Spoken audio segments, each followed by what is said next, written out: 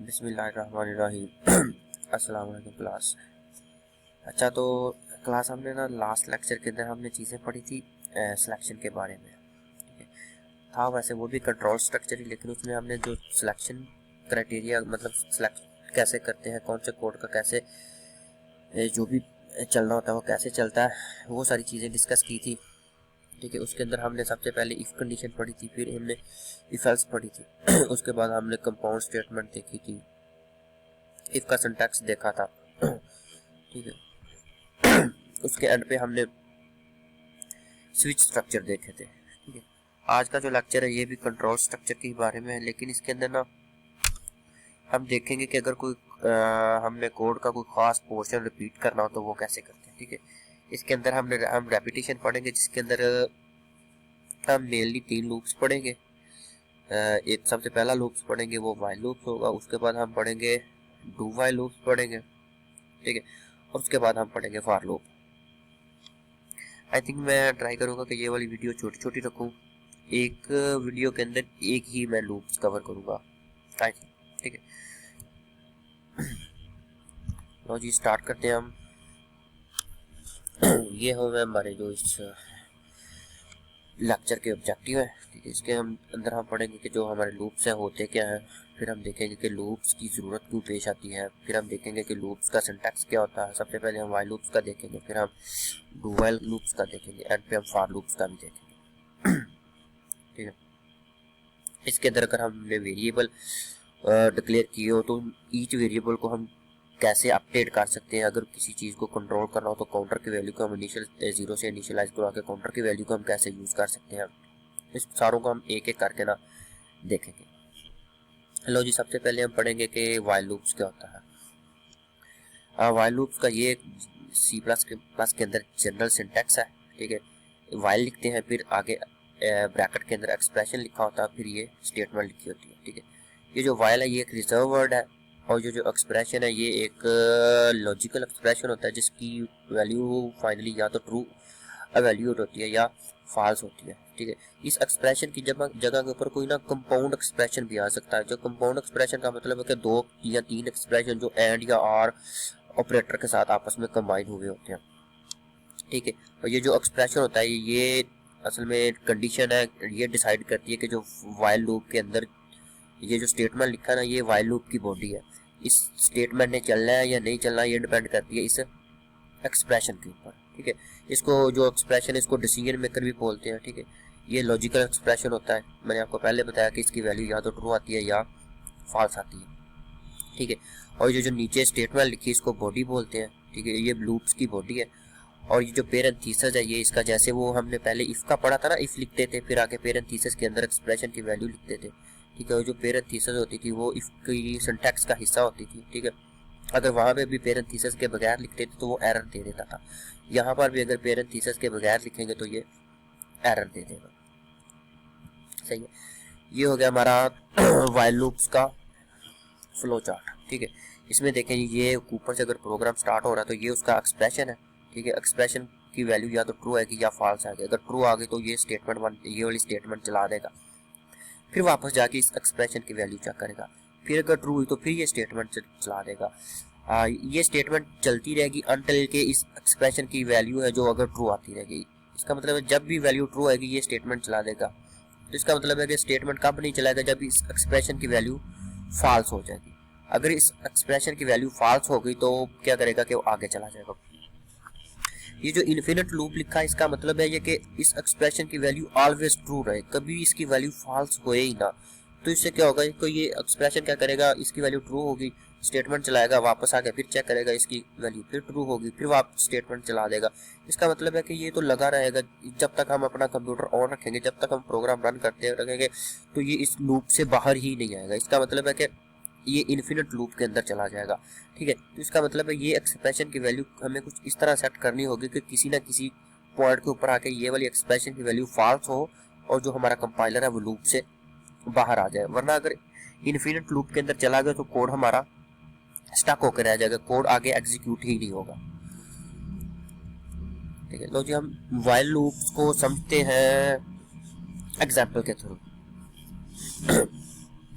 लो जी, ये देखें एग्जाम्पल 5.1 के अंदर वो कह रहा है कि अगर मैं एक आई को, ठीक है, इनिशियलाइज करा दूं 0 से, ठीक है। अच्छा, आपने ये सपोज करना है ये जो सारा कुछ लिखा है ये एक प्रॉपर एक प्रोग्राम का हिस्सा है जिसके ऊपर हेडर फाइल इंक्लूड हो गई, ये सारा कुछ मेन के अंदर लिखा है, ठीक है। और हमने आई की वैल्यू को किससे इनिशियलाइज करा दिया? 0 से। जब हमने आई की वैल्यू को देखो 0 से इनिशियलाइज करवा दिया तो यहाँ पे वाइल लूप की कंडीशन के जहाँ पे एक्सप्रेशन लिखता है, तो ये एक सिंपल एक एक्सप्रेशन लिखा है लॉजिकल, इसकी वैल्यू आइदर ट्रू होगी या फॉल्स, ठीक है। यहाँ पे अगर आई की वैल्यू को कंपेयर कर रहा है 20 के साथ, ऊपर हमने आई की वैल्यू को इनिशियलाइज करवा दिया 0 के साथ और कंपेयर कर रहा है 20 के साथ, तो 0 less than is equal to 20, तो ये वाली क्या होगी? ये वाला एक्सप्रेशन का आंसर ट्रू आ जाएगा। इसका आंसर ट्रू आने का मतलब है कि ये जो फाइल की बॉडी के अंदर स्टेटमेंट लिखी है जितनी भी, और ये जो फाइल के नीचे पेरेंथीसिस लिखी है इसके अंदर जितनी भी स्टेटमेंट लिखी होगी वो फाइल की बॉडी कंसीडर होगी। अगर ये वाला स्टेटमेंट मतलब ये वाली कंडीशन ट्रू हो जाती है तो ये वाली बॉडी के अंदर जितनी स्टेटमेंट है वो एग्जीक्यूट हो जाएगी। जैसा कि इस केस में 0 को वो कंपेयर कर रहा है 20 के साथ, तो 20 से वो 0 छोटी है, तो ये वाली लॉजिकल एक्सप्रेशन का आंसर ट्रू आया। तो सबसे पहले क्या करेगा? आई की वैल्यू को प्रिंट कर देगा। इस अभी आई की वैल्यू है 0 तो वो 0 प्रिंट करेगा, फिर आई की वैल्यू के अंदर 5 ऐड करके आई के अंदर ही स्टोर कर देगा। इसका मतलब 0 के अंदर 5 ऐड किए और उसको आई के अंदर ही स्टोर कर दिया। अब आई की वैल्यू होगी मेरे पास 5, ठीक है। अब दोबारा जाएगा 5 को चेक करेगा 20 के साथ, ठीक है। 20 स्टिल छोटी है तो इसका मतलब है कि अब आई की वैल्यू फिर प्रिंट कर देगा। इसका मतलब पहले उसने 0 प्रिंट की थी फिर वो 5 प्रिंट कर देगा। नीचे सैंपल रन के अंदर इसकी आउटपुट भी आ रही है। फिर दोबारा आई की वैल्यू को अपडेट करके 10 कर देगा क्योंकि ईच टाइम वो आई की वैल्यू के अंदर 5 ऐड करते जा रहा है, ठीक है। जब 10 कर देगा वो फिर वो दोबारा ऊपर आई मतलब वाइल लूप की कंडीशन के अंदर जाके आई को कंपेयर करेगा 20 से, तो 10 भी 20 से छोटा होता है, तो फिर क्या करेगा? आई की वैल्यू को प्रिंट कर देगा, ठीक है। आई की वैल्यू अब 10 है तो यहाँ पे 10 प्रिंट हो जाएगा। फिर आई की वैल्यू को अपडेट करके 15 कर देगा, फिर वापस जाके वाइल लूप के अंदर चेक करेगा, तो इसका मतलब है 15 भी छोटा होता है, फिर 15 को प्रिंट कर देगा, फिर इसको 20 के साथ अपडेट करके 20 कर देगा। फिर वाइल की कंडीशन के अंदर आई 20 को 20 के साथ कंपेयर करेगा, क्योंकि आई की वैल्यू को 20 के साथ कंपेयर कर रहा है तो इसका मतलब आई की वैल्यू हर दफा अपडेट हो रही है। अब 15 से अपडेट होकर 20 हो गया। अब 20 लेस देन इक्वल टू तो इक्वल टू होता है, तो ये भी ट्रू है, तो एक दफा 20 भी प्रिंट हो जाएगा, ठीक है। अब इसकी वैल्यू को 25 कर देगा। जब वापस आके चेक करेगा तो 25 20 से लेस नहीं होता, तो इसका मतलब यहाँ पे कंडीशन फॉल्स होगी, तो ये लूप से बाहर चला जाएगा। तो इसीलिए इस लूप की हमारे पास जो आउटपुट आ रही है वो 0 5 10 15 एंड 20 आ रही है, ठीक है। तो ये तो था मेरा वाइल लूप, ठीक है। इसमें हमने क्या देखा कि एक हम कंडीशन चेक करते हैं, डिपेंडिंग अपॉन दैट कंडीशन के उसकी बॉडी की जितनी भी स्टेटमेंट हो उसकी बॉडी के अंदर जितनी भी स्टेटमेंट लिखी होती है उन्होंने एग्जीक्यूट होना है कि नहीं होना, entirely depend upon the expression of the while loops, ठीक है। इसके बाद हमारे पास है ये देख एक और एग्जांपल देखते हैं वाइल लूप्स की। सपोज एग्जैक्टली 100% सेम ऊपर वाला ही कोड है। ऊपर वाले केस में हमने क्या किया था कि आई की वैल्यू को देखें कि 0 से इनिशियलाइज करवा दिया था, सही है। अब इस वाली एग्जांपल में आई की वैल्यू को 20 से इनिशियलाइज करवा देता हूँ, ठीक है। अब देखें while I less than is, अब देखें यहाँ पे लेस देन ही का साइन है, इक्वल टू का साइन नहीं है। इसमें आई की 20 की वैल्यू को वो चेक कर रहा है कि 20 से छोटी है, ठीक है। ऊपर उसने आई की वैल्यू को 0 की बजाय 20 से इनिशियलाइज करवाया, ठीक है। अब आई की 20 लेस देन 20, तो ये पहली दफ़ा ही क्या हुई कि ये स्टेटमेंट फॉल्स हो गई, ठीक है। जब फॉल्स हो जाएगी तो जो भी वाइल लूप की बॉडी के अंदर स्टेटमेंट लिखी होगी वो एग्जीक्यूट नहीं होगी, तो इसका मतलब है कि यहाँ पे कोई चीज़ प्रिंट नहीं होगी। पहली दफ़ा ही उसने चेक की तो स्टेटमेंट उसकी जो वाइल की एक्सप्रेशन लिखा था वो फॉल्स हो गया, वो एग्जिट कर जाएगा, ठीक है। तो इसका मतलब है कि ये जो वाइल लूप है ज़रूरी नहीं है कि ये एक बार चले, ये एक बार भी नहीं चल सकता, क्योंकि पहले इसमें वाइल लूप में क्या होता है कि पहले कंडीशन चेक होती है, फिर उसकी जो बॉडी के अंदर स्टेटमेंट लिखी होती है वो एग्जीक्यूट होती है। ये मैं बात रिपीट कर देता हूँ, ये बात ना जब मैं डू वाइल लूप समझाऊंगा उसमें आ रही है कि वाइल लूप के अंदर पहले क्या होता है, कंडीशन चेक होती है, ठीक है। अगर कंडीशन ट्रू हो तो बॉडी के अंदर जितनी स्टेटमेंट लिखी है वो एग्जीक्यूट होती है, ठीक है। वाइल लूप के अंदर पहले कंडीशन चेक होती है और फिर बाद में स्टेटमेंट चलती है। अगर कंडीशन ट्रू हो तो स्टेटमेंट चल जाती है, ठीक है। अगर कंडीशन फॉल्स हो तो स्टेटमेंट नहीं चलती, सही है। अच्छा, डिपेंड वाइल लूप की ना तीन चार इकसाम है। उसको पहले काउंटर कंट्रोल लूप कहते हैं, फिर उसको सेंटिनल कंट्रोल लूप कहते हैं। ये कुछ अलग से नहीं है, सिंटैक्स सेम ही है। इसको बस जो व्हाइल लूप की कंडीशन है ना, उसको कंट्रोल करने के अलग अलग तरीके हैं। फॉर एग्जांपल, अगर यहाँ पे मैं काउंटर को 0 से इनिशियलाइज कर देता हूँ, ठीक है, ये तब करते हैं कि जब हमें पता हो कि हम जो काउंटर है वो मतलब जो व्हाइल लूप है उसने कितनी दफ़ा एग्जीक्यूट होना। फॉर एग्जांपल, मैंने ना 0 से लेके 100 तक जो डिजिट है इनको आपस में ऐड करना है, तो इसका मतलब मुझे पता है कि एक मैं सम की स्टेटमेंट लिखूंगा जिसको मैंने 100 टाइम एग्जीक्यूट करना है, ठीक है। तो इसमें क्या काउंटर को वैल्यू को 0 रखूंगा, ठीक है। तो अब मैं क्या करूंगा, और n की वैल्यू पे रख देता हूँ 100, ठीक है। तो काउंटर लेस देन 100, ठीक है जी, 0 लेस 100 से लेस ही होता है। तो बाकी सारी भी स्टेटमेंट चलेंगी इसके अंदर, और भी बॉडी के अंदर बहुत सारी स्टेटमेंट लिखी हो सकती है। उसमें एक स्टेटमेंट ये है कि काउंटर प्लस प्लस, काउंटर की वैल्यू 0 थी, मैं प्लस प्लस कर दी 1 होगी, तो 1 को दोबारा चेक करूंगा इसके साथ, तो 100 से छोटा है, एक दफ़ा फिर प्लस कर दूंगा अंदर आके, जब इसकी बॉडी की स्टेटमेंट चलेगी 2 हो जाएगी। इसका मतलब है कि ईच टाइम मैं इसको प्लस प्लस करके इंक्रीमेंट करता जाऊंगा। जब ये 99 पे जाके 100 पे चले जाएगी तो ये 99 तक चलेगी। 0 से लेके 99 तक चलने का मतलब कि 100 टाइम चल चुकी है, क्योंकि 1 से लेके 100 तक होता है 100 टाइम, और 0 से लेके 99 तक करेंगे तो 100 टाइम चल जाएगी, ठीक है। इसका मतलब है कि इस व्हाइल लूप की जो इसके पेरेंथीसिस के अंदर एक्सप्रेशन लिखा है, कंडीशन लिखी है, उसको कंट्रोल कौन सी चीज कर रही है, काउंटर, तो इसीलिए इसको काउंटर कंट्रोल व्हाइल लूप कहते हैं, ठीक है।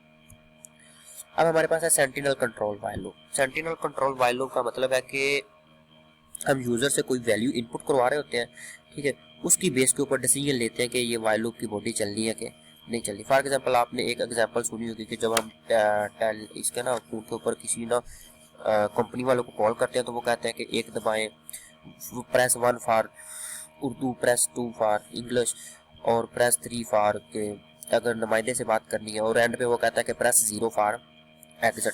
इसका मतलब है कि जो भी चीज़ आप इनपुट देंगे ना वो उसको वैलिड है। जब आप 0 इनपुट देंगे ना तो वो प्रोग्राम को बंद कर देगा। तो इसका मतलब है कि 0 वहाँ पे सेंटिनल है।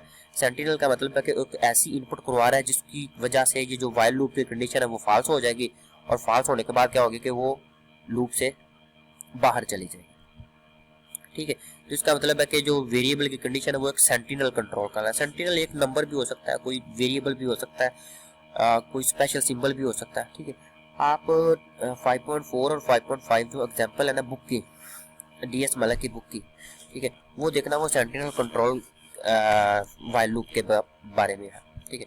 उसमें वो एक में हैश को सेंटिनल रखता है और एक के अंदर 99 को सेंटिनल रखता है, ठीक है असल में ये भी व्हाइल लूप ही, जिसमें क्या हो रहा है कि एक कंडीशन चेक हो रही है और डिपेंडिंग अपॉन दैट कंडीशन और आगे उसकी बॉडी के अंदर स्टेटमेंट चल रही है, ठीक है। इसमें पहले क्या था कि व्हाइल लूप की कंडीशन को काउंटर कंट्रोल कर रहा था, इसीलिए उसको काउंटर कंट्रोल व्हाइल लूप कह दिया। यहाँ पे एक सेंटिनल कंट्रोल कर रहा था, यहाँ पे इस व्हाइल लूप को उसने सेंटिनल कंट्रोल व्हाइल लूप कह दिया, ठीक है।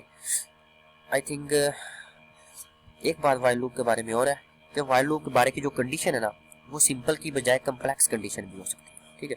कम्प्लेक्स कंडीशन में मैंने आपको शुरू में भी बताया था कि व्हाइल लूप की जो कम्प्लेक्स कंडीशन का मतलब है कि 2-3 कंडीशन आपस में ऐड ऑपरेटर के थ्रू भी कंबाइन हो सकती है, इसीलिए इसको कम्प्लेक्स कंडीशन बोलते हैं, ठीक है। तो ठीक है जी, आज अभी तक के लेक्चर में व्हाइल लूप ही हमने डिस्कस किया, जिसके अंदर हमने पढ़ा कि व्हाइल लूप होता क्या है, जो भी लूप्स सिस्टम है हमें लूप क्यों चाहिए होते हैं, उसके बारे में हमने व्हाइल लूप का सिंटैक्स पढ़ा। व्हाइल लूप के सिंटैक्स के बाद हमने देखा कि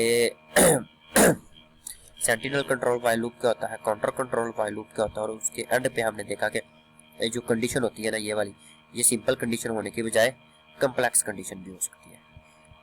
बाकी जो डू व्हाइल लूप है इंशाल्लाह हम नेक्स्ट वाली वीडियो के अंदर कवर करते हैं।